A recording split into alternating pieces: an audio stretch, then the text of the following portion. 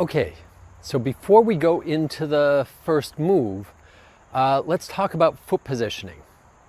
The majority of the moves in the form use a foot positioning position, a stance called the bow stance. Okay, this is what the bow stance looks like. So if this is my Wu Chi position stance, my one foot is going to turn out 45 degrees, the other foot is going to come in and then step out facing forward. Okay, so if I take this down like this is my foot position. Right foot's off at an angle, left foot's pointing straight forward. Okay, one thing to note with this is that you can see from the camera angle, I still have space between my feet. So if I pull my feet back in, this is what my Wu Chi position was, and stepped out, this is where my feet are. It's a common mistake that people will step narrow like this. This is a very unstable position. If someone pushes me, it's going to be hard for me to keep my balance. Whereas this is a nice and stable position. Okay? So we can have a left bow stance, and so left foot forward means left bow stance, and we can have a right bow stance, right foot forward. Okay? So we have left bow stance and right bow stance. In the form, we're going to be moving around from one bow stance to another, shifting directions. Okay?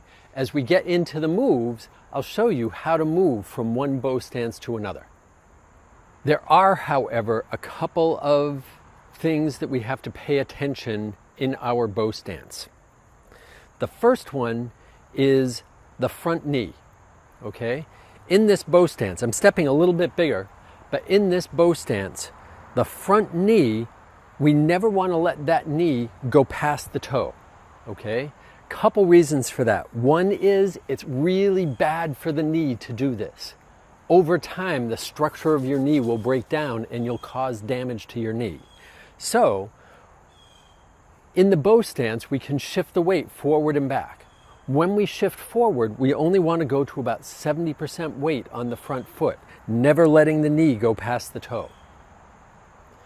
So that's the knee structure reason. The other reason is because if you keep the knee back, then right now I'm in a nice stable position, okay? I'm rooted into the ground and it feels like my weight is going down this way, 70% down into the front foot. As soon as I go from here, so this is just a little bit back from the toe, to here, then the knee is past the toe and it starts to feel like the top of my leg wants to slide off my knee. That is a bad feeling and you want to avoid that. So if you start to notice that feeling, then you want to bring your weight back. So this will show you here. Let's get into a good bow stance here. So as I shift my weight forward, I want to stay back from my toe.